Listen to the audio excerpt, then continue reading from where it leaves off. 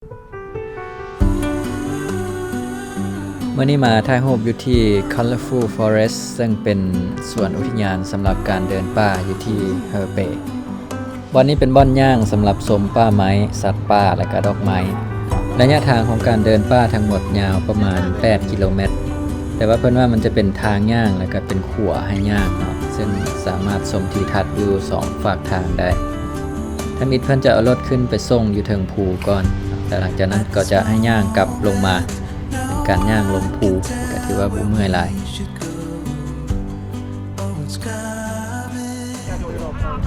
อันนี้มันแนะนำแผนที่已经走了一半的路程了，已经走了一半的路程，咱从这儿全线回去。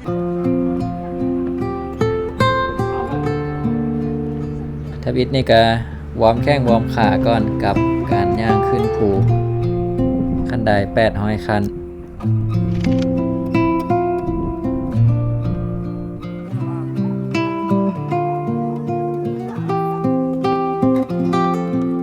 ซึ่งอยู่ถึงจอมภูก็จะมีจุดถ่ายรูปและก็ชมวิว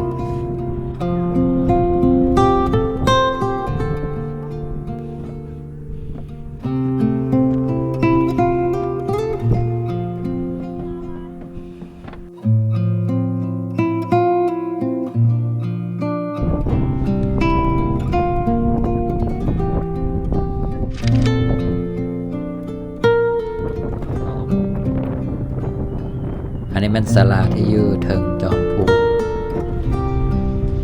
บรรยากาศก็ถือว่าเย็นดีเนาะลมพัดอากาศมื้อนี้ประมาณ18 องศาพอดีย่าง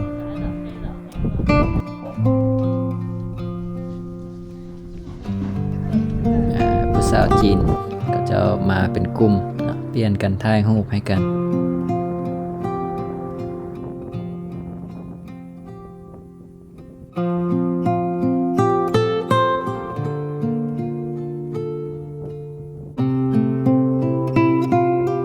นั่งพักเอาแหงน้อยหนึ่งกะสิลงไป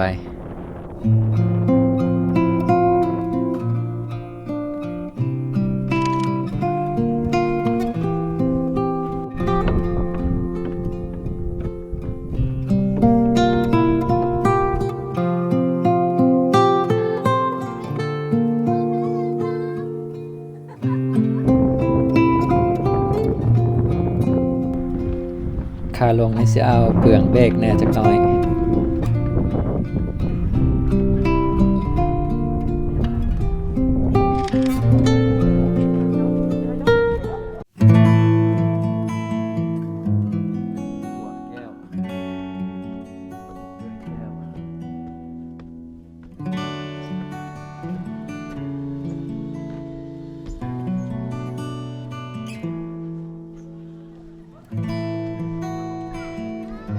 ลงภูมาแล้วก็ใต้ขัวแก้วต่ออันนี้มันขัวที่เฮ็ดด้วยแผ่นแก้วที่สามารถแนมเห็นพื้นดินทั้งลุ่มได้ตอนนี้อยู่จีนที่ว่ากำลังอยู่ในฤดูบานไม้เนาะแต่ว่าอยู่เฮอเปเนี่ยจะเข้าสู่ฤดูบานไม้ค่อนข้างอ้าวสาแดต้นไม้อยู่นี้หากระเกียมจ้อใบอ่อนซึ่งอีกจักน้อยก็จะมีฝนตกและก็คือสีเขียวงามขึ้นมา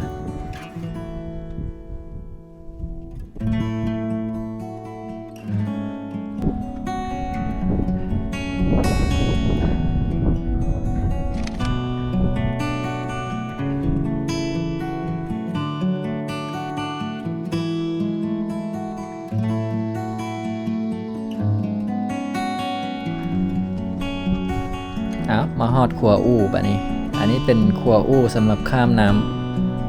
ำทางข้างนี้เพิ่นเอาเสือกเป็นสีต่างๆมาสานเนาะก็โอ้สีสันสวยงาม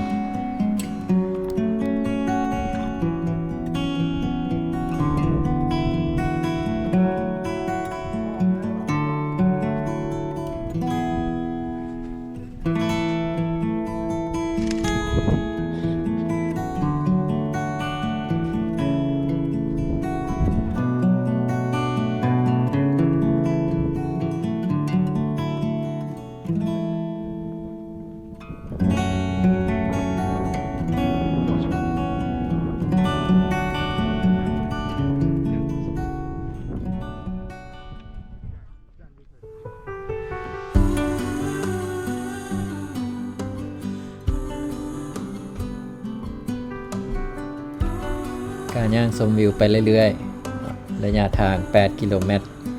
มีเวลาให้ย่างประมาณ3 ชั่วโมงมาฮอดนี้8 โมงครึ่งแล้วก็นัดกลับรถเนาะไปพอกันอยู่รถประมาณ11 โมงครึ่งก็ย่างไปเรื่อยๆเห็นอย่างเป็นตาท่ายก็ท่าย At this moment, no one can tell where we should go or what's coming.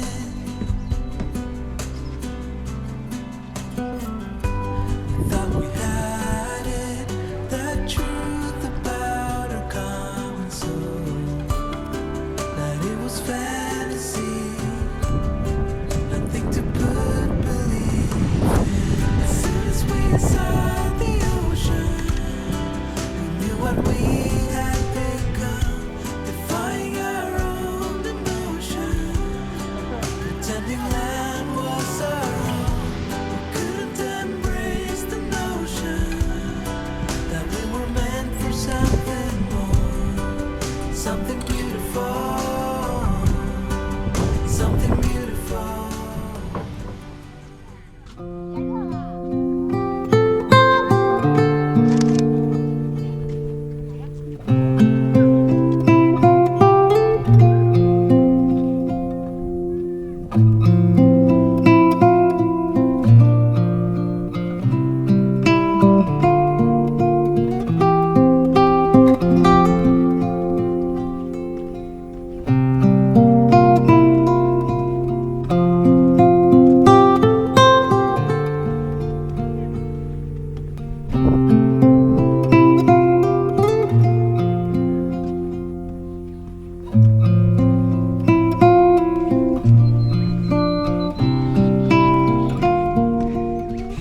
ตัวนี้คล้ายๆตัวการ์ตูนเนาะ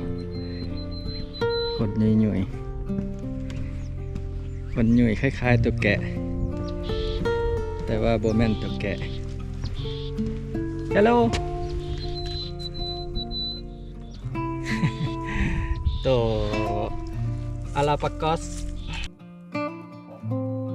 เวลาอยู่ใกล้ตัวนี้ต้องได้ระวังเนาะเพราะว่าอาวุธที่อันตรายที่สุดของมันก็คือการท่มน้ำลายใส่เนาะซึ่งมันจะท่มน้ำลายได้ไกลประมาณ 2-3 เมตรโดยเฉพาะถ้าหากว่าเฮ็ดอย่างบ่ถูกใจมันเนาะมันจะท่มน้ำลายใส่